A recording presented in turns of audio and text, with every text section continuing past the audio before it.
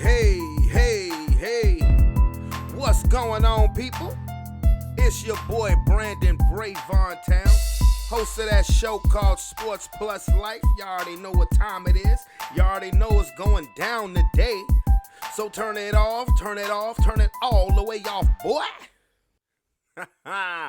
What it do? Allow me to reintroduce myself. My name is Brandon Brevon Towns. This is Sports Plus Life, that sports show where we discuss all of them hot topics that warrants the discussion.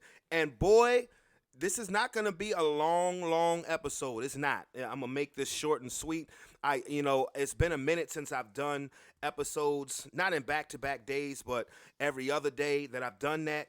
But it's so much stuff going on right now that I have to say something about it. I have to. And I'm going to push the envelope today. I really am. But I hope everybody's having a good day. It's a cloudy/sunny day here in the Richmond, VA. I'm going to just let everybody know. It is Wednesday, January 15th, 2020. Okay, like I said, I'm going to press the envelope today. I hope everybody's doing good, but before I get started, I have a special little interviewer here that wants to say a couple of things. This is my daughter. Say hi. Hi. What is your name, sweetie? London Bridgetown. Are you a good girl? Sometimes. Well, don't you have a birthday coming up? Yes. And how old will you be? 4. All right, sweetie. Well, I'm going to send you in the room with your brother because I'm about to finish this podcast and I'm going to say some things that you don't need to hear. Okay? Okay. All right. I love you. I love you too, Daddy. All right, babies. Yeah, that be my little patience tester right there.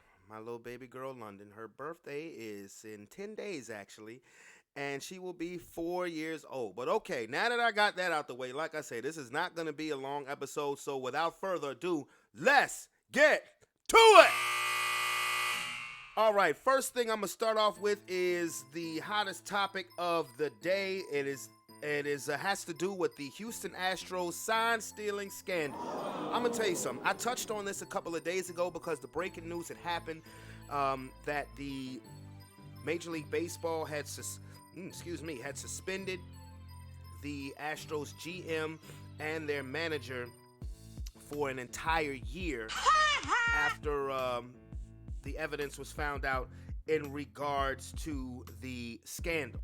And an hour later, the Houston Astros owner, Jim Crane, fired the general manager, Jeff Lunlow. I don't know if I'm saying that right. And their manager, A.J. Hinch, for their involvement in the scandal. Now, this is what happened. And I said on Monday that I believe that the titles should be vacated. Now, the fines that happened were those two were banned for a year, and you lose your first and second round draft picks for the year 2020 and the year 2021. Not enough to me. There are people who are applauding this because this is an unprecedented ban. It ain't enough for me. This is what the Astros did.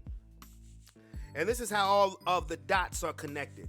The Houston Astros, their bench coach, whose name is Alex Cora, I'm going to get into him in a second, they had technology installed in center field, a camera installed where you could literally look and see the signals that the catchers from the opposing team was given to the pitchers to give their hitters an obvious unfair advantage.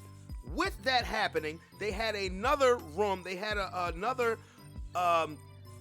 monitor installed right next to the dugout where it was connected to the center field camera, so the players in the dugout could see what pitches were coming, and then the players would bang on a trash can. They would decode the signals from the catcher of the opposing team, and which isn't hard to do. That's not hard to do at all. That takes a matter of minutes.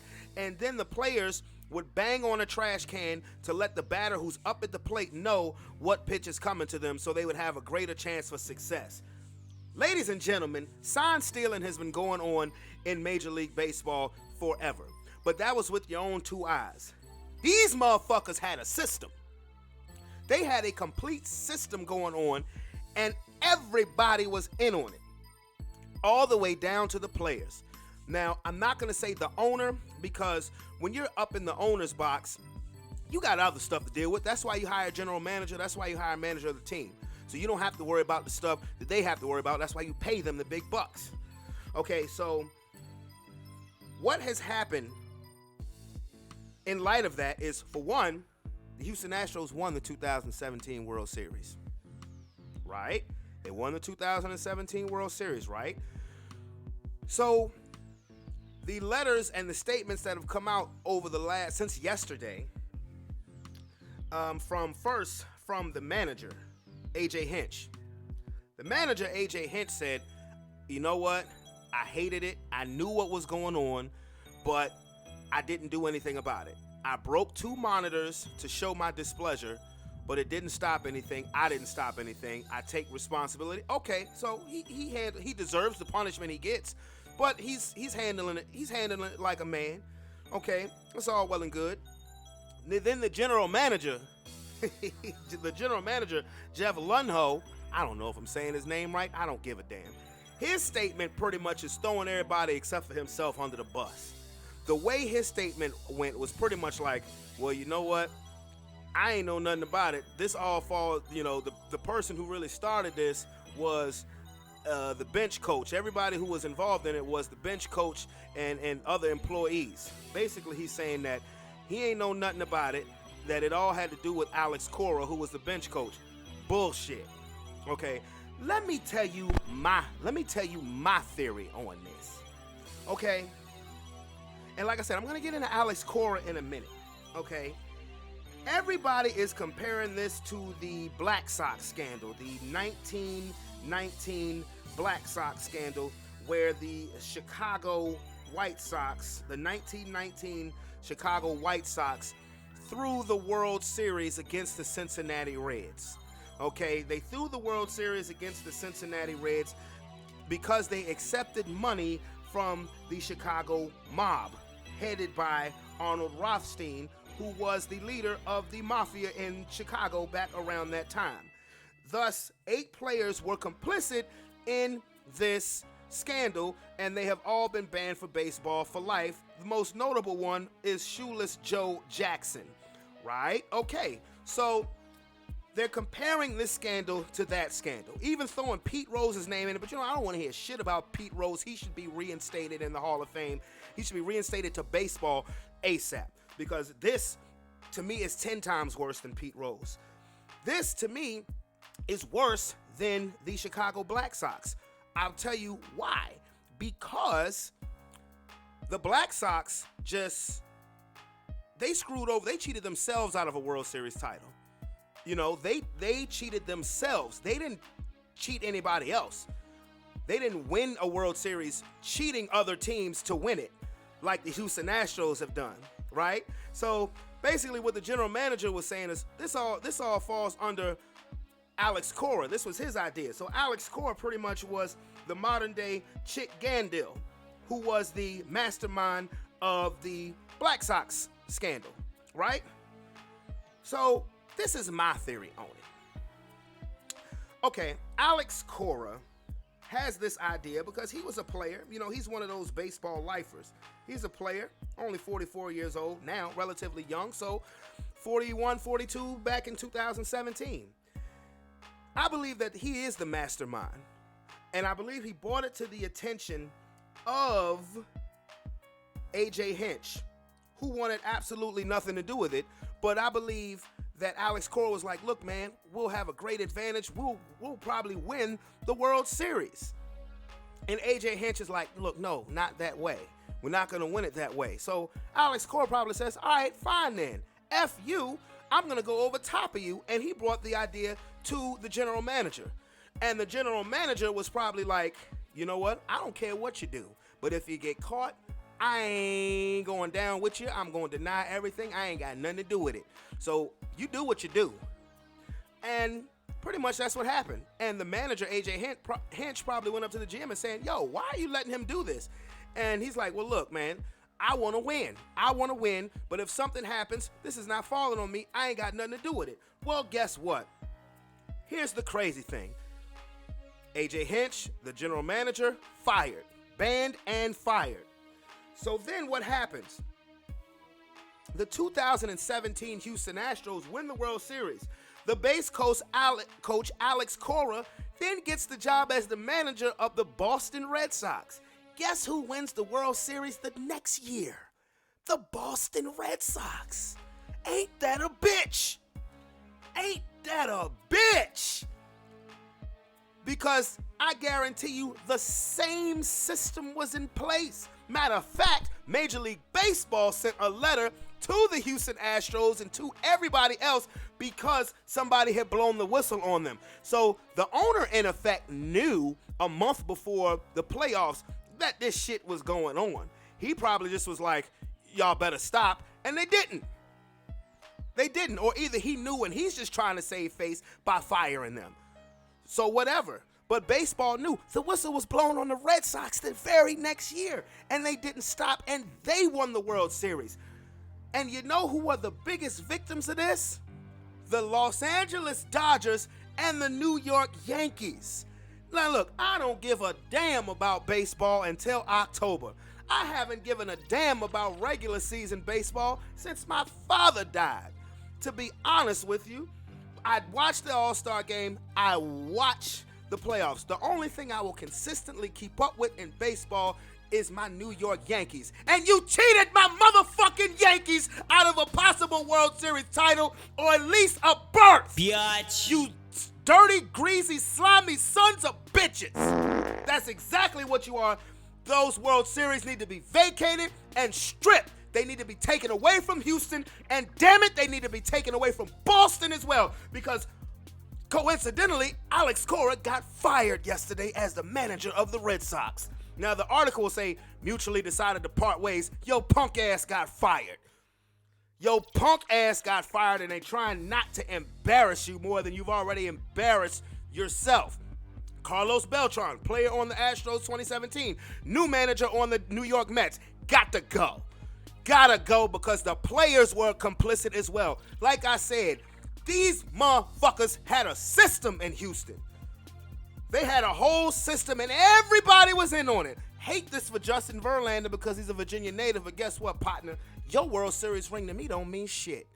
I will never, ever, ever recognize the 2017 Houston Astros as World Series champions. I will never, ever, ever recognize the 2018 Boston Red Sox as World Series champions. You cheated. You cheated. This ain't PED steroids cheating. Nah, bruh. Because everybody around the league was doing that. Y'all had a specific system just for y'all team to get an unfair advantage. You cheated. You cheated because you weren't good enough. That 2017 Yankees team was far better than you. They were better than you. They were red hot. They kicked your asses each game in New York. But for some reason, couldn't catch a break in Houston. I wonder why. Fuck you, and fuck you. The Los Angeles Dodgers, Clayton Kershaw, Hugh Darvish, Brandon Morrow, they were the best pitching staff in baseball. Then all of a sudden, they come to Houston and they giving up runs like they middle schoolers. What? You cheated. Thank God for the Washington Nationals. I'm so serious. Now, people are saying that they are happy with the punishment that's coming, that Major League Baseball has come down with on them. It is not enough. It is not enough. It isn't enough. They need to be stripped of their World Series championships. The Boston Red Sox and the Houston Astros. Houston Astros more so because they're still doing an investigation under the Red Sox. But, I mean, come on. Let's connect the dots here. The bench coach, who's the mastermind of this whole thing, cooks this up, goes over the manager's head to the general manager. Like I said, at least this is my theory. Comes up with this. It works. You win a title. Then he goes to Boston, and the next year Boston wins the title. Connect the dots. Same stuff was going on. They need to be stripped clean of their World Series rings because, like I said, I'll never recognize them for it because they cheated. I mean, they flat out cheated. This ain't Pete Rose gambling on himself in baseball. This ain't Pete Rose gambling on baseball games. Wasn't fixing baseball games. This ain't Pete Rose gambling on himself. These dudes had a system in place. Cameras to tape signals, to get to the dugout, to get to the players, and the players banging on trash cans to let the hitters know what was coming next. I mean, damn. Like I said, stealing signs has been going on in baseball forever. But to that extent, that is crazy. If I'm a Major League Baseball hitter and my teammate is banging once on a trash can to alert me that a fastball is coming, I'm going to have a good chance to knock that bitch out of the park, at least get a base hit. I'm just saying. So as far as I'm concerned, I'm sorry. Astros title, got to go. Red Sox title, got to go. Gotta go. I don't want to hear about, well, it's a championship with an asterisk. No, motherfucker. Got to go. And I hope that the NFL really looks at this and puts Bill Belichick and the Patriots cheating asses in place too. I mean, we found out about this thing with the Bengals almost a month ago, and we ain't heard nothing. Now baseball is coming down on the Astros the way that they've been coming down on them, and this stuff has been going on with Bill Belichick for 20 years. Multiple complaints. I said this before. I said this when it first happened, when Spygate first happened. They need to take those 3 championships, the first 3 Super Bowls from the Patriots away. People talking on sports shows about something, well, you really can't take it away because we saw it happen. So what? We saw the Fab Five in college basketball. When their scandal came up, they vacated those victories, took the banners down. 2013 Louisville Cardinals. The Rick Pitino scandal. They wiped the 2013 NCAA championship completely from the book. So don't give me that bullshit about, well, just because we seen it, that means it still exists. Okay, fine, we saw it, but does that mean it has to be acknowledged in the record books? Does that mean the trophy still has to be the case? Has to be in the case in those places' facility? No, it does not. The Patriots should have been stripped of 3 Super Bowl rings. But at worst, I mean, it's pointless to do it now. But at worst come to worst, all of these cheating allegations have happened with the Patriots and nothing has happened. The most thing that happened was you suspended Tom Brady 4 games for Deflategate. But the mastermind of the shit ain't been touched. Bill Belichick he better not coach this year. He better not coach this year. Maybe that's why it's a good thing that Josh McDaniels didn't get the Cleveland Browns job, because Bill Belichick needs to sit his ass down for a year, because they giving him a $500,000, $1 million fine. What is $1 million fine to a major sports team? Nothing. What's a loss of draft pick or a couple loss of draft picks really in the grand scheme of things, especially when you talk about a team like the Patriots? That's nothing. The most you're going to get is some public humiliation, and now you have a stain on your reputation. But they don't really care. They don't care. They could give 2 shits about that. The Patriots took their $1 million fine and kept it moving.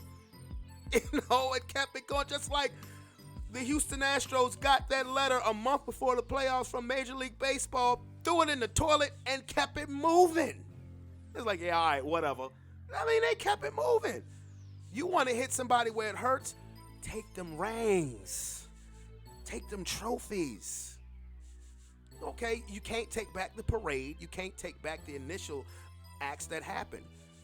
But you can wipe that clean from the history books. How's that feel? Okay, so again, I just had to touch on that subject. So, next, I'm going to get into Antonio Brown.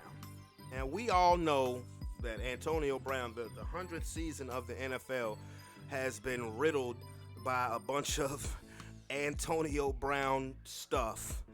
I mean, this dude has gotten more attention than teams that are actually in the playoffs. But again, he's done this to himself.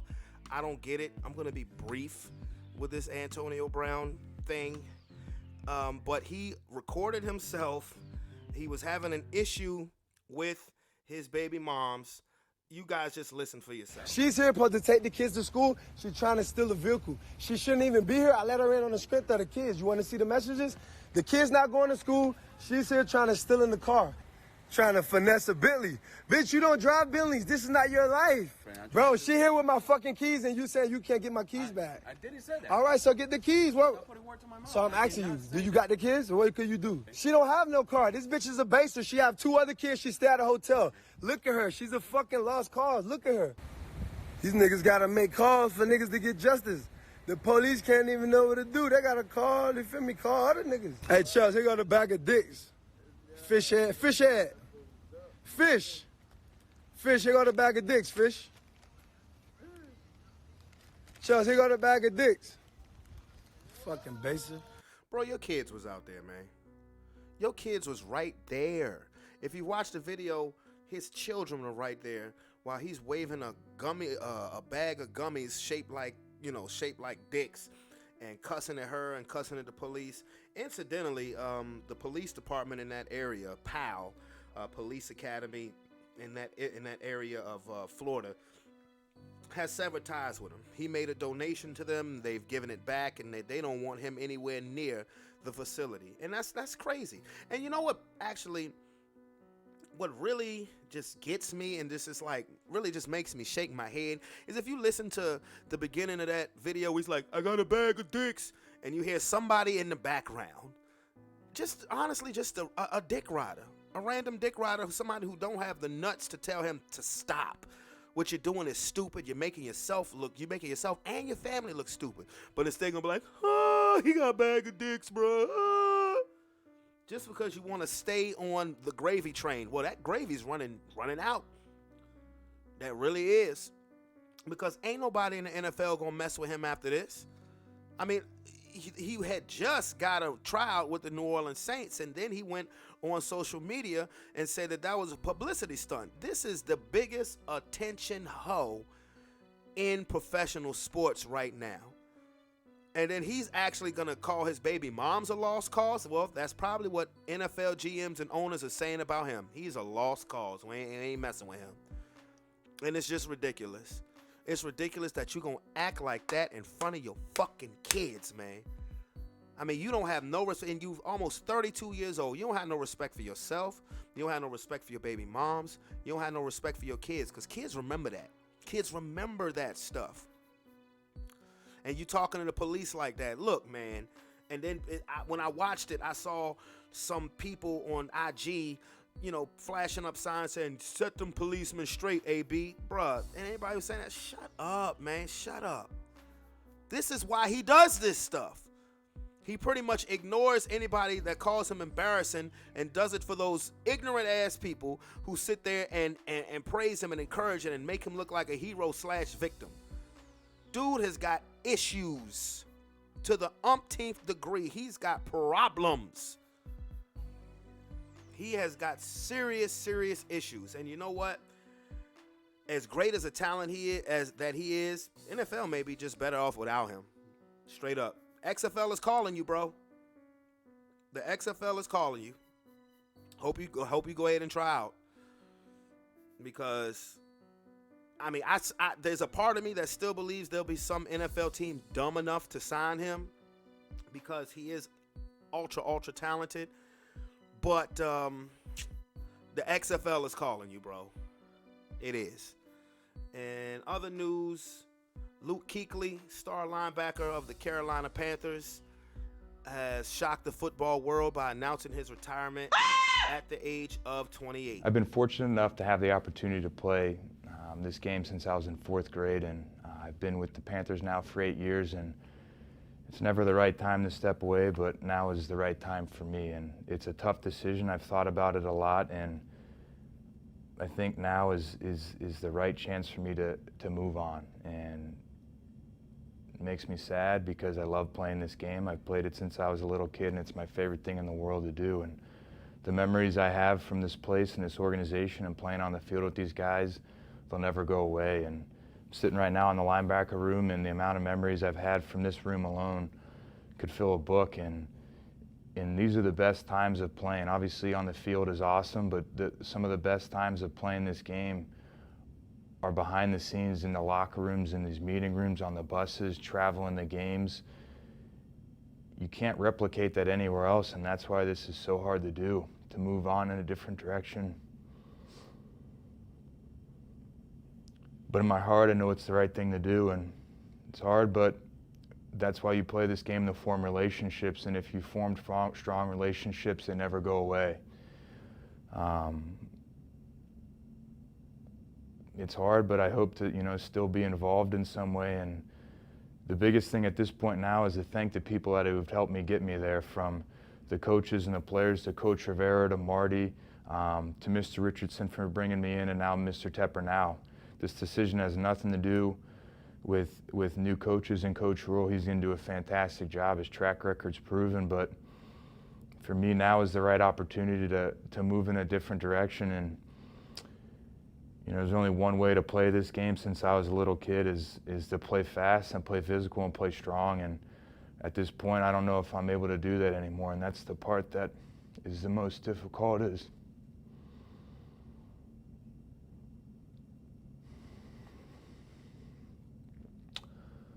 I still want to play, but I don't think it's the right decision. So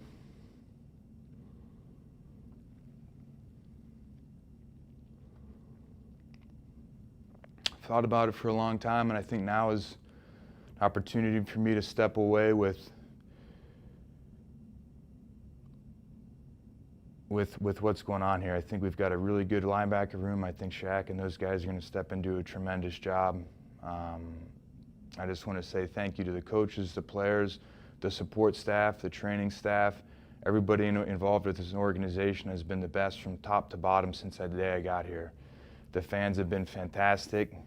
They've supported us. They've traveled. When we've been good, they've been great. When we haven't been great, they've been equally as good and very supportive. And that's the best thing about this city and this town is people love the team and people love the players. And that goes a long way, because when you love the players for who they are, I think it transcends the game, and that's what's important.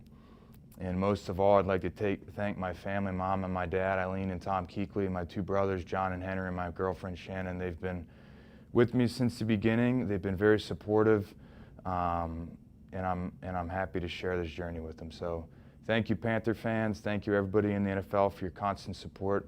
And now it's time to move in a different direction.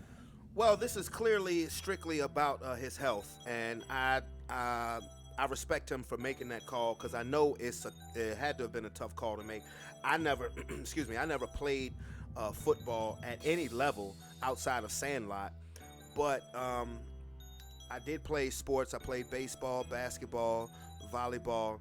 And I know, and I'm a competitive person, so I can only imagine playing at the highest level and you're just being 28 years old. But he has had his issues of concussions. I believe he's had maybe about 7 concussions or something of that matter. I believe the last concussion that he got was 2017, but it was an issue for him. And like he said, he only knows how to play the game one way, and that's fast and that's physical.